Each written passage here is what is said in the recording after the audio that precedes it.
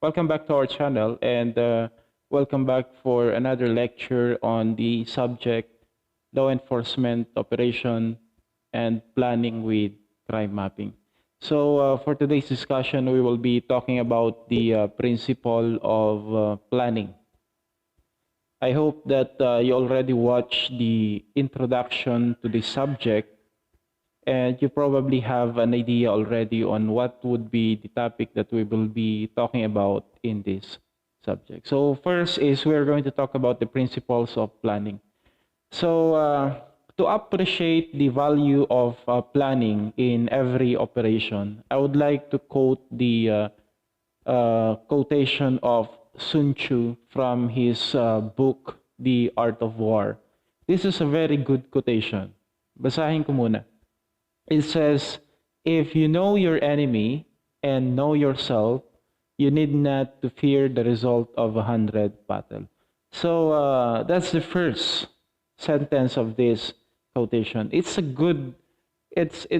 is really a good quotation to base on with regards to the significance of planning in every type of police operation or in developing a tactics, strategies, and so on, we should always go back to this quotation. Sabi nga ni Sun Tzu, if you know your enemy and know yourself, you need not to fear the result of 100 battle. What does he mean by this? It only shows that knowing your enemy and knowing yourself is a very essential part of coming up with a strategy, with a plan, with the tactics. And the essence of knowing yourself and your enemy is also one of the key elements in order for you to come up with the best plan that you can think of. Kasi the planning itself involves already the collection of information that are necessary to the success of the operation. So having a data about yourself and having a data about your enemy, yung enemy does not mean literally that it can always be enemy. It can be the problem that you are, or the problems that you are trying to solve, that can be considered as an enemy.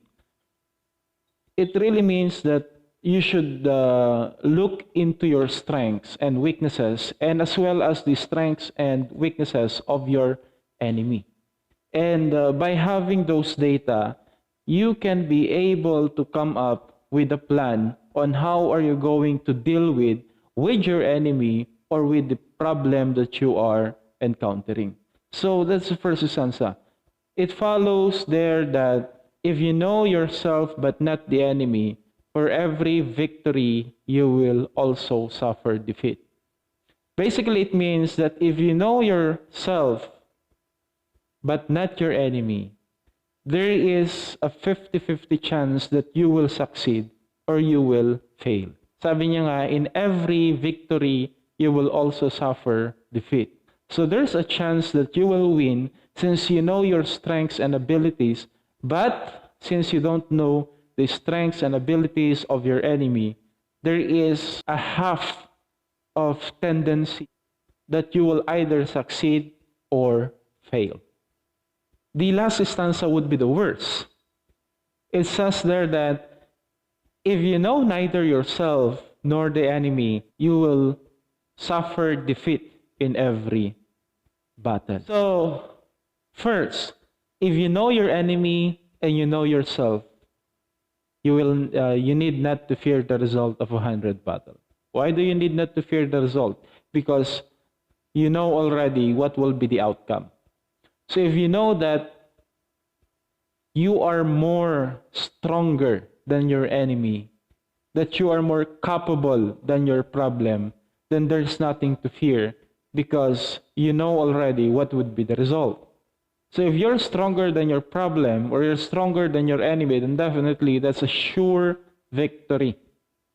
But if you see that your enemy is stronger than you, then the result is already predictable. And by knowing those things, you are already ready in coming up with a plan. Now, if you disregard the information about your enemy, then definitely there is no guarantee that you will win. You are very sure that you are very strong, but you don't know how strong or weak your enemy is. Then there is still a chance that you will be defeated or you will fail. And the worst is, of course, if you don't know your strength, you don't know yourself, and you don't know also your enemy, then definitely you will surely be defeated. See, so that's the quotation of Sun Tzu that we can relate in terms of planning. Planning is a very essential part of every operation. So let's define what is plan. Plan refers to the predetermined sequence of activities discussing the method on how are you going to attain a certain goal. These are sets of activities that you are going to be doing in order to attain your goal. So these are your sets of activities that is already established on how you're going to be dealing with the problem that you are encountering and also the enemy that you will be facing. Plans can be classified into many things such as the procedural, operational, tactical, or administrative plans. So we have a lot of types of plans that we will be discussing in this subject. There's a lot of plan that we will be talking about in this subject. So first is the administrative plan. Administrative plan refers to the organizational plan, the plan of the organization to which you belong, such as, for example, coming up with a vision, mission, general objectives of a certain organization. Those are considered as administrative plan, involving the budgeting, the employment and deployment of personnels. Those are the things that you are going to be talking about sa administrative plan. After that, we have yung tinatawag naman nating procedural plan. What about procedural plan? Procedural plan talks about how are you going to reach the goal set by your organization. So your organization sets already a goal. They sets a plan. Procedural plan talks about how are we going to attain these goals. Later on, I will be giving you an example to best understand this topic. So after that, we have the operational plan. Operational plan, or considered as work plan, or a type of plan wherein it gives or it provides methods on how are you going to perform a certain task given to you. And then lastly, we have tactical plan, or yung tinatawag nating emergency plan. So in every operational plan, there must be another plan that is formulated just in case things will go wrong. So ito yung mga tinatawag nating emergency plan.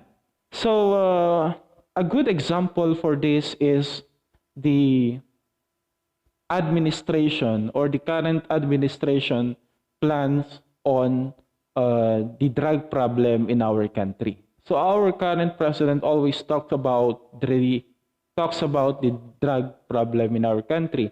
So for example, the PNP organization has an administrative plan which states that drug-free Philippines in year 2020.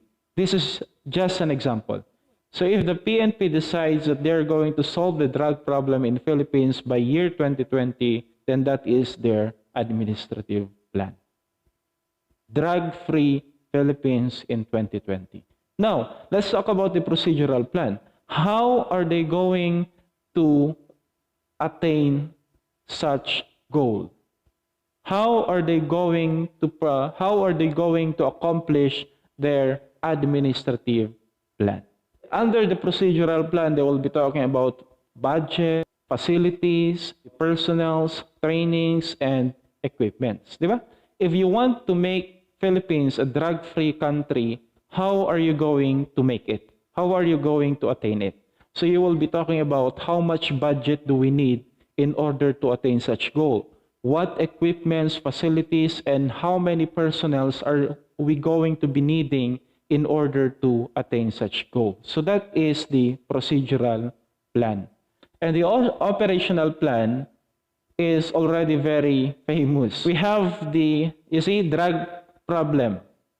What is the operational plan devised by the PNP in order to attain the drug-free Philippines? Now, in order to attain a drug-free country. So we have the O plan double barrel. By the way, O plan means operational plan. So what is O plan double barrel? So we have the double barrel, a firearm that consists of two barrels, the upper barrel and the lower barrel. That is a symbolism of this operational plan. They are targeting, in this operational plan, they are targeting two group of people. The first barrel or the upper barrel represents the project HVT or project high value target. The upper barrel targets those individuals involved in the drug market in Philippines, those high value personnels that are involved in the drug market in our country. And the lower barrel targets those drug user, or at the lower barrel is what we know the tokhang or the tok hangyo, wherein the member of the law enforcement agency will be knocking on the doors of identified users and pushers, talking to them or requesting these individuals identified as user, pusher, to surrender voluntarily. So there are two parts of the O plan double barrel. Now, this is how they wanted to attain their administrative goal, by targeting the high value target and then those users, drug pushers that are not considered as high value. So that's how they are planning to achieve the administrative plan, which is a drug-free Philippines by year 2020. Now, let's say, for example, there are instances wherein by targeting those individual high-value target, they sometimes fight back. And at the same time, those users, those who belong to the lower barrel, di ba? Uso ngayon yung sinasabi nating lumaban kasi or nanlaban. So what would be the tactical plan or emergency plan in case the operational plan will be facing those unforeseen circumstances? Diba? Let's, for example, tokhang. The only thing that they need to do to go directly to the house of those individuals who are identified as drug user and pusher, but then nagkaroon ngayon ng encounter. So how are they going to deal with it? And diyan napapasok yung tinatawag nating tactical plan. So whatever their tactical plan, like for example, pag lumaban, we need to neutralize. And by saying the word neutralize, I hope you get the point already. So those are their tactical plan. I'm not saying that this is really how the drug-free Philippines is attained, but I'm just showing to you how is the essence or how is the principle of planning be used in a certain program, in a certain mission. Okay? So we have types of plan: administrative plan, plan by this involves the plan construed or made by a certain organization. It is embodied in their vision, mission, and general objectives. We have the procedural plan. It talks about how are you going to attain or how they are going to attain their organizational plan or the administrative plan. Then we have operational plan. It talks about the methods, procedure on how they will enforce or how they're going to implement their plans. And tactical plan is the in a contingency or emergency plan in case the procedural plan face an unforeseen circumstances. I would not actually say it's unforeseen because it's already planned. Okay? So that is how plan will be utilized by a certain organization. Talks about planning. What about planning? So planning pertains to developing a future course of action for a certain goal. It simply means coming up with a plan. That is what planning means. So basically, how a plan works is like this. So first, you must have the planning. Magplano ka muna. And after planning, you will develop a certain plan. Then after that, you will formulate a method on how are you going to attain or how are you going to execute your plan, and then put that into action. And if all of those is played well, then definitely there will be attainment of a certain goal. Okay? So that is with regards to the principle of planning. I do hope that you learned something from that. Thank you and see you next meeting.